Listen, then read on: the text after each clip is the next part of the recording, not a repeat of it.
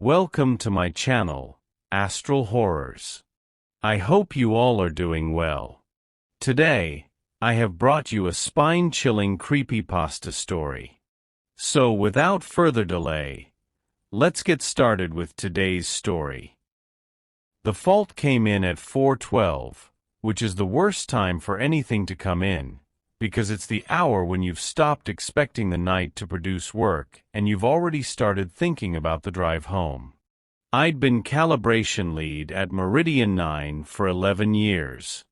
The station sits on a basalt ridge 400 kilometers from the nearest settlement, a low concrete spine holding up two survey arrays and the deep field instrument we still call the Eye, even though its official designation had changed 3 times during my tenure. My job was unglamorous and exact. The arrays drift. Temperature flexes the mounts by microns. The ridge itself settles by hairs across the seasons. And somebody has to keep the pointing model honest so the data the station ships south actually corresponds to the sky it claims to. That night the fault was a pointing discrepancy on the Eye. Routine. The system flags it automatically when the commanded coordinates and the measured star field disagree by more than a set tolerance. Usually it means a mount sensor needs reseating or the model has drifted past a threshold and wants a fresh solve. I pulled the log expecting one of maybe 4 causes I'd seen 1,000 times. The discrepancy was 0.0000. Exactly 0, carried out to the instrument's full precision. That was the wrong detail. A real discrepancy is never 0. It's 0.0003, it's 0.0011, it's some ugly irrational scatter that you average down. 0 isn't an alignment. 0 is a number somebody chose, or a number a system writes when it has nothing real to compare against and fills the field with a default. The fault had fired, but the value it reported as out of tolerance was a value that, by definition, could not be out of tolerance. I sat with that for a moment longer than I'd like to admit. Then I did what I always do, which is distrust the conclusion and check the inputs. The Eye works by taking a wide reference frame, matching the detected stars against the catalog the model expects in that patch of sky, and computing the residual. I pulled the most recent reference frame, time-stamped 409. It was clean. Good seeing, sharp points, the field exactly where the model said it should be. The match was perfect. That was why the residual was 0. Every detected source landed precisely on its catalog position, to the limit of measurement. I have looked at a great many star fields. A perfect match doesn't happen. The atmosphere alone forbids it. There is always jitter, always a source that's a little fat or a little displaced. Always the faint background of things too dim to identify cleanly. A frame that matches the catalog perfectly isn't a good observation. It's the catalog. It's the model drawing itself. I checked the integrity hash on the frame. It was valid. The frame had been written by the camera, gone through the normal pipeline, been stored without modification. According to every check I had, the instrument had genuinely photographed a sky that was identical to its own prediction. I made a note in the shift log, flagged it as anomalous rather than resolved, and pulled the previous night's frames to compare. This is the part of the job nobody thanks you for. You don't get to call it strange and walk away. You get to sit there and turn it into either a known failure mode or a real problem, and the only way through is one frame at a time. The previous night was normal. Residuals in the usual range. The ugly honest scatter I trust. The night before that, normal. I built a quick plot of the residual magnitude over the last 60 days, which I should have done first, and the shape of it stopped me. For 53 days the residual lived where it should, a noisy band around a small positive number. Then, 8 days ago, it began to descend. Not a step. A slope. Each night a little tighter, a little closer to perfect, the scatter narrowing as though the sky were being sanded down toward the model. And tonight it had reached 0 and the fault had fired because 0 is, technically, the boundary the tolerance check brackets, and the system had no instruction for what to do when reality became flawless. I want to be precise about my emotional state, because I'm aware of how the rest of this reads. I was not frightened. I was annoyed in the specific way you are when an instrument starts lying, and you have to find out which subsystem is doing the lying. The most likely explanation by a wide margin was that someone had quietly swapped the live camera feed for a simulated one, or that a model injection routine meant for testing had been left running. People do that. They run a calibration injection, forget to flag it, go home. The slope would fit, a test routine ramping its weight up over a week. So I went looking for the injection. I checked the simulation flags. None set. I checked the camera's raw sensor stream against the processed frame, bypassing the pipeline entirely, reading off the metal. The raw stream matched the processed frame. Whatever the camera's sensor was recording, it was recording the perfect sky directly. There was no injection point downstream because the perfection was already present in the photons, or in whatever the sensor was reporting as photons. That ruled out the easy answer, and I sat with a harder shape of it for the rest of the shift, which is to say I did nothing useful and drank 2 cups of bad coffee and watched the residual hold at 0 through the remaining frames until dawn washed the field out and the ice stowed itself for the day. I should explain that Meridian 9 was not supposed to exist anymore. The sector survey it had been built for was completed years ago. The institution that owned us, a consortium I'll call the office because its real name changed as often as the instruments, had marked the station for decommission 3 separate times, and 3 separate times the decommission had stalled in some budgetary or jurisdictional eddy. So we kept running, a skeleton crew of 4 on rotation, 2 of us on site at a time, shipping data south that I was fairly sure no one read. We were the last functioning observatory in our sector. The others had been wound down, their domes capped, their mounts sold or scrapped. We watched a patch of sky that no project had requested in a long time, because watching it was cheaper than the paperwork of stopping. I tell you this so you understand that there was no one to call who would care. That mattered later. My counterpart on rotation was a younger technician named Voss, competent, incurious in the way that makes for a long career. When he came on at 6, I showed him the plot. He looked at it the way you look at a coworker's car trouble, sympathetic and uninvolved, and said the sensor was probably failing into a clean state, some readout fault that defaulted to a synthetic frame.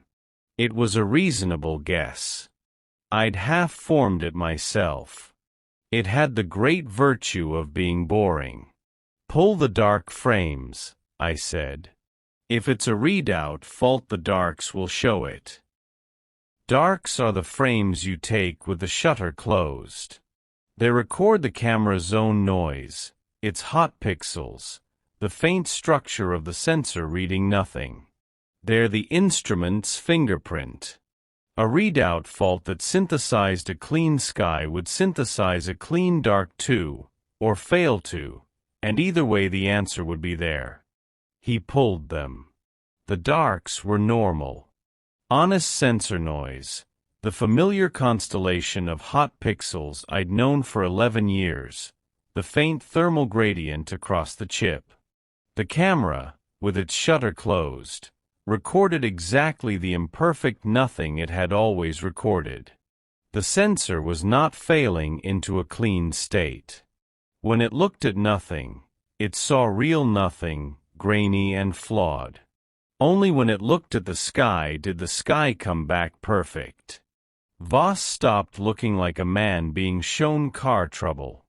He didn't say anything. He pulled the darks again, a fresh set, with the kind of slow care you use when you've understood that the obvious explanation just died. They came back the same. Honest noise behind the closed shutter. He set the laptop down and went to make coffee, and I let him, because there's a point in this work where the right thing to do is let the other person arrive at it themselves. The thing about a perfect match is that it tells you the catalog and the sky agree. It does not tell you which one is leading. I spent the day shift, when I should have been sleeping, building a discriminator. The logic was simple. The catalog the eye matched against was the standard reference, a fixed set of positions for a fixed set of sources. But the sky isn't fixed. Stars have proper motion. They drift across the sky, slowly, measured over years, and over the time scale of decades a good catalog has to account for it or it goes stale. Our reference catalog was old. It had a known proper motion model baked in, and that model predicted that certain nearby high-motion stars in our field should by now sit a measurable distance from where the original catalog had placed them. Small, but well above our precision floor. So I had a test. If the perfect sky was matching the raw catalog positions, the high-motion stars would sit at their original catalog coordinates, frozen, as if no time had passed. If the perfect sky was real, the high-motion stars would sit where proper motion said they should be by now, displaced. One answer meant the instrument was painting the catalog. The other meant the universe had, impossibly, snapped into agreement with a model. I ran it at dusk when the eye came up. The high-motion stars sat at their original catalog positions. Frozen. Not where decades of proper motion should have carried them. Where the catalog had first written them down. I checked 3 of them, then 5, then every flagged high-motion source in the field. All frozen. The sky the eye was photographing was not the current sky. It was the sky as the catalog had recorded it, at the epoch the catalog was built, before any of those stars had moved. The instrument wasn't observing the present and finding it perfect. It was observing the past, and the past matched the catalog perfectly because the catalog was a photograph of the past. I want to be careful here. A frozen star field is not, by itself, supernatural. A simulator fed the old catalog would produce exactly this. So the question collapsed back to the same fork, and the same dead end. There was no simulator. The raw sensor stream carried the frozen sky. The photons, or whatever the sensor counted, arrived already old. That night I did the thing you're not supposed to do, which is start treating it as real to see where the assumption led.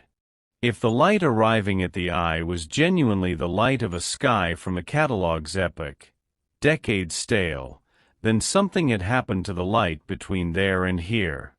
Either the source was that old and the present sky was something we could no longer see, or the path the light took had stopped delivering the present and begun delivering an archive. I didn't have a mechanism. I had a measurement, and the measurement said the sky we were watching no longer existed. We were the last observatory in the sector, pointed at a field nobody wanted, and the field had quietly become a recording. The office's data ingest is automated. Frames go south, get logged, get archived, and theoretically get reviewed against quality thresholds. A residual sloping to 0 over 8 days should have tripped a quality alarm on their end days before our local fault fired. I checked whether it had. I had read access to the ingest acknowledgements, the little receipts that come back confirming our data landed and passed checks. Every frame for the last 8 days had been acknowledged. Passed. Quality nominal. The slope to perfection had not tripped a single alarm downstream. Either their quality system was as blind as I half believed, or their quality system had been told that a residual of 0 was the expected value. I pulled the ingest schema, the document that defines what the office expects from our frames. I had a copy from years back, from when I'd set up the pipeline. I found the current one in the config the station synced nightly. They were different. The current schema, updated at some point I couldn't pin down, listed the expected residual tolerance for our station not as a band around a small number, but as a target. Target residual, 0.0000. Convergence expected. Somebody, somewhere in the office, was not surprised that our sky was becoming perfect. Somebody had written it into the spec. We were not malfunctioning. We were converging, on schedule, toward a value the institution had defined in advance. That was the night I stopped sleeping properly. I should tell you about Lena now, because the prompt of my own mind kept returning to her, and you should understand why before the rest of it lands. Lena was my sister. She worked the deep field reduction pipeline for the office, 2 sectors over, at a facility that did the heavy processing our raw frames eventually fed into. She'd gotten me the Meridian job years ago, when my marriage ended and I needed somewhere quiet to disappear into work. She was the one who understood that disappearing into a thing was, for some people, the only honest way to keep living. She died 4 years ago. The office called it a pressure incident in a clean room, the kind of phrasing that means a system failed and a person was standing where the failure happened. I was not allowed in. I signed papers. There was a settlement I didn't read. I had spent 4 years not thinking about the gap between how careful Lena was and how the kind of failure they described does not happen to careful people, because thinking about that gap led nowhere I could survive going. I tell you this here because of what I found when I went into the historical residual archive, looking for whether any other station had ever converged like ours. The archive is enormous and badly indexed, and most of it is junk, but the convergence signature is distinctive and I could search for it, residuals decaying toward 0 over a window of days. I expected nothing. I found 4 prior instances. 4 other stations, over the past 11 years, each of which had watched its assigned field slope to perfect and then go silent. The most recent had been 2 sectors over. Its convergence completed 4 years ago. Within the same month, the record showed that station's deep field reduction facility had logged a pressure incident in a clean room. I sat in the control room with the lights off and the residual holding at 0 on the screen and understood that I had been routed here. Not metaphorically. Lena had gotten me this job. Lena had worked the facility that processed the field that converged the year she died. The convergence was a process the office tracked, scheduled, expected, and the people who got too close to it during its final phase did not continue. I did not have proof of anything that would survive a hearing. I had a correlation and a target residual of 0.0000 written into a schema and 4 dead stations and a sister whose death I had agreed in writing not to examine. What I had was the shape of a system functioning correctly for a purpose nobody had explained to me, and the growing certainty that the purpose was the point and the astronomy was the cover. The midpoint of any investigation is the moment you realize you've been asking the wrong question, and mine came when I went back to the high-motion stars. I'd established they were frozen at the catalog epoch. What I hadn't checked, because it seemed pointless, was whether they were perfectly frozen or merely mostly frozen. So I measured them to the floor, source by source, and built a residual not against the current proper motion model, but against the original catalog positions themselves. If the sky were a clean recording of the catalog epoch, that residual should be 0, the same impossible perfection. It wasn't. It was small, but it was there, and it had structure.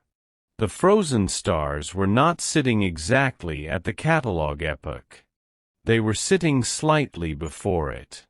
The field wasn't a recording of the moment the catalog was made.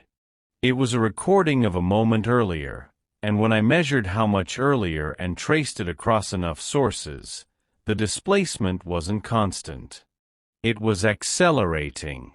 Each night the frozen sky we observed corresponded to a moment further in the past than the night before. The convergence to 0 against the current catalog hadn't been the sky becoming perfect. It had been the sky receding into the catalog's past, and in passing through the catalog epoch, briefly matching it on the way by. We weren't watching a sky that had stopped. We were watching a sky that was running backward, and the perfect match night had simply been the moment it crossed the one frame the catalog had captured. It was already past that. It was going somewhere older. I understood then why the office tracked convergence as a milestone and not an endpoint. 0 wasn't completion. 0 was the marker buoy you pass on the way down.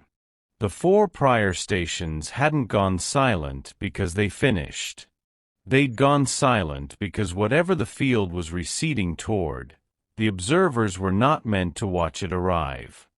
Voss found me at the console near dawn, and I told him to stop pulling frames. I told him the camera was bad and we'd flagged it for replacement, and he should log it as hardware and go back to the routine, ship the old archived frames south on a loop so Ingest stayed quiet.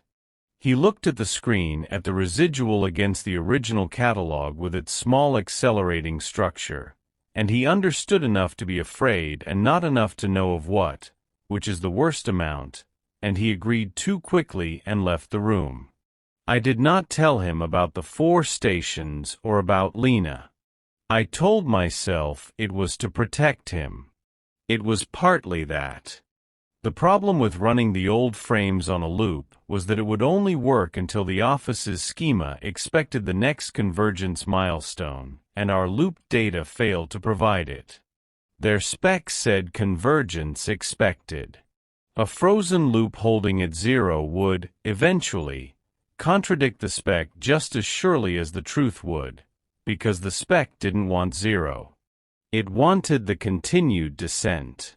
The office was not waiting for our sky to be perfect.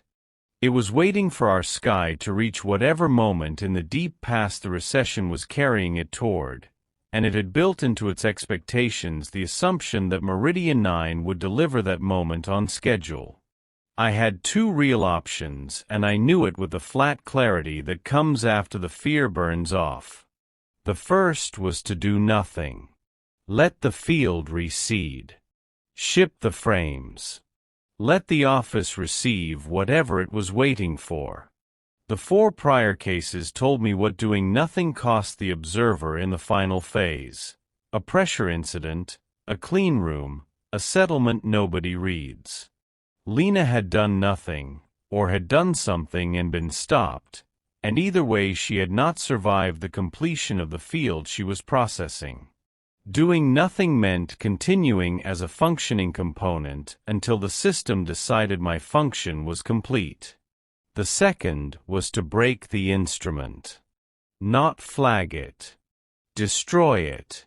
The eyes pointing depended on its primary mount calibration, which lived in a single non-volatile store that I, as calibration lead, had the authority and the access to write.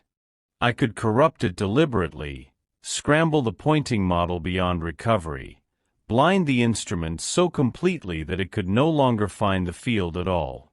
The recession would continue out there, wherever it was, but the office would lose its observer. The last observatory in the sector would go dark not by decommission but by sabotage, and the field's journey into the past would proceed unwatched, undelivered, the buoy passed with no one left to log it. I understood that this second option was not a victory. The recession was real whether or not we watched it. Blinding the eye saved nothing in the sky. It only removed the channel by which the office received what the sky was becoming. I did not know what the office did with the final frames. I did not know what arrived, 2 sectors over, when a field completed and a careful person died in a clean room. I only knew that the delivery and the death were the same event, and that I was the next delivery point, and that Lena had been the last. There was a third thing, and I am not proud of how long I considered it. I could deliver. Not passively, but completely and early. I could rewrite the pointing model to accelerate the recession's apparent rate, push the field toward its terminal moment faster than the schedule expected, and ship that. I could find out what the office was waiting for. I could see the thing Lena had been near when she died. The wound I'd carried for 4 years was not, it turned out, grief in the clean sense. It was the unbearable not knowing, the gap between her carefulness and her death, and here was the gap finally with a handle on it I could turn. I sat with all 3 until the sky outside went pale and the ice stowed and the residual froze on its last frame of the night, a little deeper into the past than the night before. I want to record exactly what I did, because the log will say something else and the log will be the only thing that survives me, and I'd like one true account to exist somewhere even if it exists only here. I did not blind the instrument. I told myself that was cowardice and I'm still not sure it wasn't, but the honest reason was simpler. Blinding it would not bring me closer to Lena, and everything in me had narrowed, over 4 sleepless nights, to that single axis. The horror had stopped being abstract. It had become the only road back to the one fact I'd spent 4 years not allowed to know. I did not accelerate it either. I want that on the record. I considered it and I did not do it, and the reason I didn't is the one decent thing I have left. I thought of Voss 2 rooms away, and of the 4 observers before me, and I understood that accelerating the field meant making the terminal moment arrive on my shift, in this building, with another careful person standing where the failure would happen. I would not do to Voss what had been done to Lena. That much held. What I did was the third option's quiet cousin. I left the instrument exactly as it was, recording the recession at its natural rate, and I changed only one thing. I altered the ingest routing so that the frames no longer went south to the office. I redirected them to a private store, an old maintenance archive that the office's systems had long stopped indexing, and I set the station to ship them a clean looped copy of An Ordinary Night, residuals in the honest band, the ugly scatter I trust forever. The office would see Meridian 9 functioning normally. Nominal residuals, nominal sky, a tired old station watching nothing of interest. The convergence milestone their schema expected would simply never arrive, and a never-arriving milestone reads, in a badly indexed system, as a station that quietly fell off the curve, one more piece of infrastructure too cheap to stop and too dull to check. They would not come. There would be no pressure incident, no clean room, because as far as the office was concerned nothing was completing here. And the real frames, the recession, the field running backward toward whatever it was carrying, would land in my private archive, where I would watch it alone, night after night, for as long as the station stood. Not to deliver it. Not to stop it. To witness it. To be the one observer who saw the thing arrive and was not consumed by the system that wanted it, because I had cut myself out of the system and kept only the watching. That was the choice. Not survival against destruction. Witness against delivery. I chose to see and to tell no one, which means I chose to become exactly the kind of silent component I'd spent 4 nights despising, except that the system I now served was my own, and its only instruction was, keep watching until the end. Voss rotated out a week later. I told him the camera was being replaced and the data was nominal and he should request a transfer, which he did gratefully, the way a man leaves a house that has started to feel wrong without being able to say why. I'm alone on site now more often than the rotation technically allows. I've stopped correcting the schedule. The field is much further into the past now. The high-motion stars have receded so far that the catalog has nothing to compare them to. They sit where no model has ever placed them, in arrangements that predate the catalog's earliest epoch. The recession is still accelerating. I've built a projection of where it terminates and the projection refuses to converge, which either means my model is wrong or means the field is receding toward a moment that has no bottom, a beginning that keeps moving further away the closer the light carries us to it. I no longer know what I'm watching for. That's the permanent thing, the thing I lost. When I started, I was a calibration lead with a clear job and a clean catalog, and a sister I'd agreed not to grieve out loud. Now I sit in a station the office believes is asleep, watching a sky that no longer exists arrive frame by frame from a past that keeps getting older, redirecting the truth into a drawer no one will open, telling the institution a comfortable lie so that it leaves me alone with the lie I tell myself, that witnessing is different from delivering, that seeing the thing Lena saw will close the gap her death left open, that there is a moment in the recession where I will understand and be released. There isn't. I know there isn't. The residual against my private projection is small now, and getting smaller, sloping down the way ours did 8 days before the fault came in, and I understand what that means. The system didn't need the office to complete it. It only needed an observer.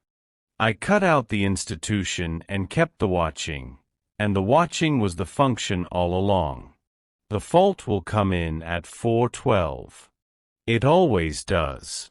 And the value it reports will be 0, exactly 0, carried out to the full precision of the instrument, and I will be the only one left to see it, and I will not look away, because looking away is the one thing the system has made certain I can no longer do. The station holds. The eye comes up at dusk. The sky it watches stopped existing long before I was born, and every night it arrives a little older, and every night I am here, and the log says nominal, and the log is the only thing that will survive me, and the log is a lie I wrote with my own access and my own hands. I keep watching. The sky keeps receding. The fault is due in 4 minutes.